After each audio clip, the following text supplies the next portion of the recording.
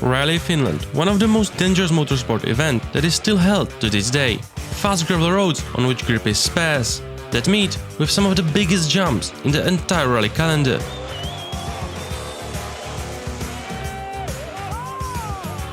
Combined with fast straights, one wrong move and it could very well be your last. When accidents happen, it rarely goes without rolling, and what could only be described as fast deforestation. It's 1950s. First great Finnish rally adventure came out of an improvised event to filter out the best rally drivers, who would then go to the most famous rally, the Rally Monte Carlo. Let us not forget that in these early days of rally, it was not all about the special stages, and drivers would have to compete in disciplines such as hill climbing, braking tests, acceleration tests, and the main regularity with target times and speeds. All that while trying to lose as little points as possible. Let us also not forget the distances of over 1,000 kilometers the crew would have to travel in their at the time humble rally beasts. With cars made by Austin, Auto Union or Citroën, with their legendary Citroën DS, with its exceptional ride thanks to hydropneumatic suspension.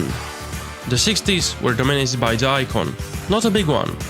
A mini icon, you could say. The Mini Cooper made its debut and dominated not just in Monte Carlo, but also on Finnish soil. With one of the most spectacular victories in rally history, Timo Mäkinen won the 1967 Rally with the bonnet up on the most famous stage, the Ouninpohja. But it is not yet that the horses under the hood would make a lasting impression. As the speeds kept getting higher and jumps taller, with cars like Ford Escort or Fiat 131 paving the way for something greater. The golden age of rallying. The Group B. 300 horses under the hood, supplied to all wheels. Handling unstable and safety off a casket. The fast straights with tall jumps would challenge the drivers beyond their wildest dreams and nightmares.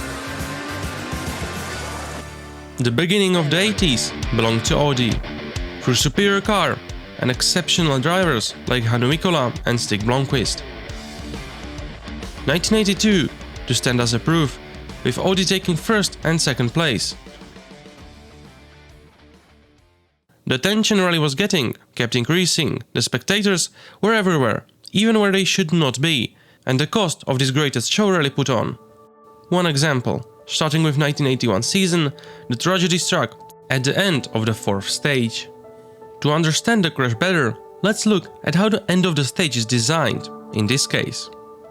First, the driver passes a mark stating the finish of the timed part, and then he slowly drives to the stop where officials mark his time card, and then the crew navigates to the next stage, or service.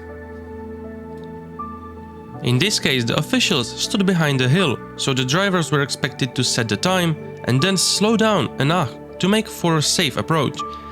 But it was not uncommon for the drivers to start slowing down a bit later to get to know their time sooner. Sadly, in this case, when a crew of Audi Quattro with Franz Wittmann, an Austrian rally driver, approached, they failed to even recognize the finish sign.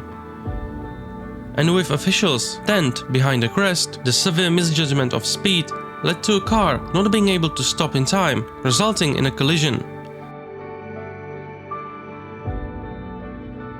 At this point, furious Franz Wittmann demands a time card from the officials and leaves, but afterwards, Rolf Fallin, president of Finnish Automobile Sports Federation, is found dead, with the car collision proving fatal. After a wild press conference with many accusations, Franz Wittmann was exonerated and left for his homeland. It was far from the last tragedy of Group B. The later part of the 80s was dominated by the French Peugeot, an absolute beast of a machine with 350 horses gathered together thanks to a massive turbocharger. Shorter wheelbase than in Quattro allowed for a better maneuverability at the cost of stability. Peugeot 205 at the hands of Ari Vatanen, Timo Salonen or Juha Kankkunen was ready to dominate to the end. And that would come sooner than expected.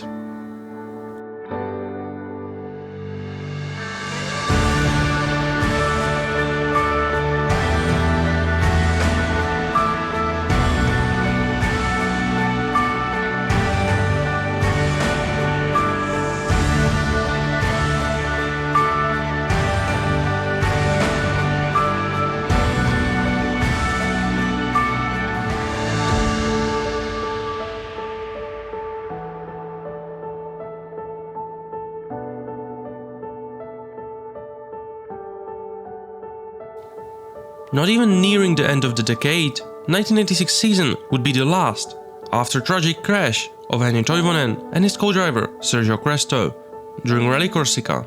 Their Lancia Delta S4 fell off a cliff and hot oil got ignited by the hot engine. The lack of protection of the oil pan, with car being made of light but fast-burning materials, put the hunt of ultimate performance under question.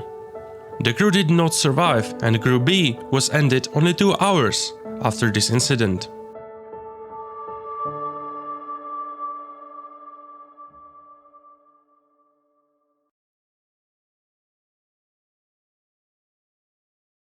Despite the end of Group B, 1990 season still enjoyed 450,000 spectators. Sadly, though the heights of Group B, the golden era of rallying, would never repeat, better broadcasting technology would help to slow down the fall and even help to regain nearly some lost popularity.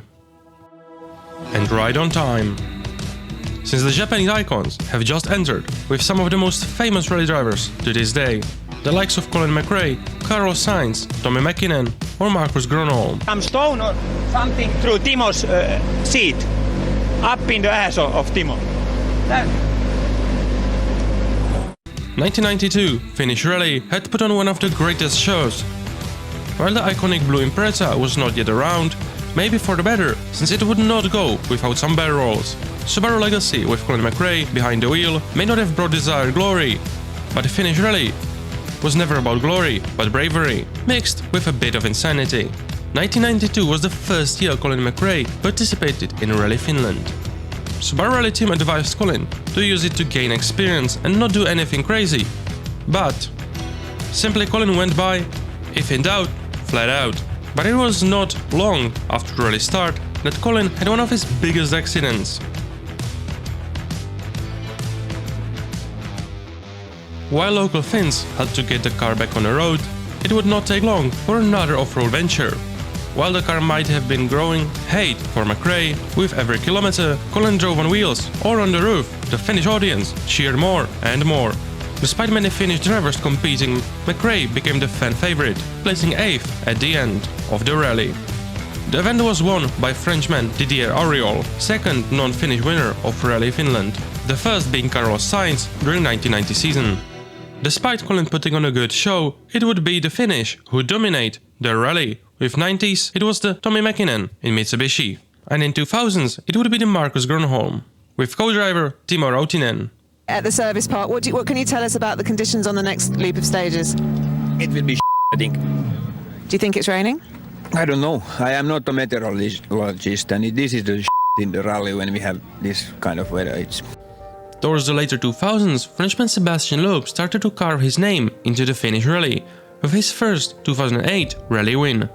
Later on, he would win the Finnish Rally 3 times in a row, with 2011, 2012 and 2013 wins, in process becoming the most successful rally driver in WRC history. Fast forward to 2022, and the first hybrid rally cars go over the fast crests of Finland. Now what the future holds for the Rally Finland is unknown, but what is well known is that when people think of Finnish Rally, they most likely imagine the Ouninpohja, the most iconic rally stage of Finland and also one of the least forgiving ever to enter rally calendar.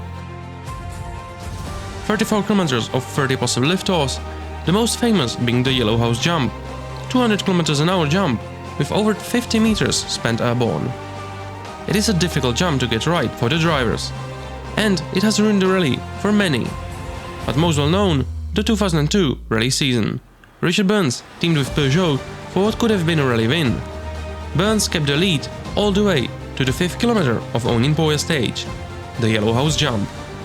The Peugeot 206 WRC landed badly with the front, smashing into the ground, damaging the intercooler and taking away the turbo performance. Burns quickly lost the lead, and by the end of the stage, Burns ended up on a 3rd place. Actually not the worst scenario. Burns managed to climb back up to 2nd, but 1st place went to Markus Gronholm, also in a Peugeot 206 WRC. Even though Ouninpohja is plentiful of jumps, they are not the only threat, because speed doesn't kill. Speed has never killed anyone. Suddenly becoming stationary, that's what gets you. And what better to stop a car than Tony's rock? First discovered by Tony Gardemeister, and well, when I mean discovered, I mean at high speeds and with a can-do attitude.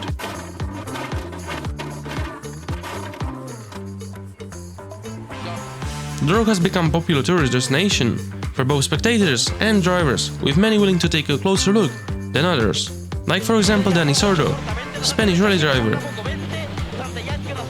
We can even see the Tony's Rock on the onboard video.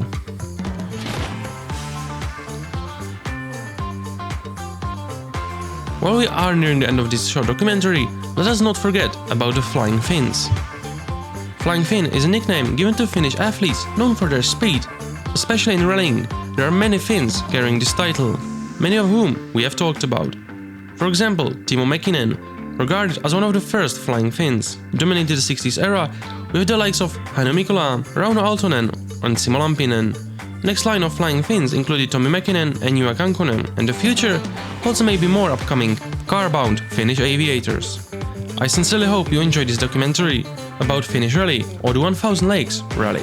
And now, there is one more Finnish Rally documentary on YouTube, coming up to the great total of 1.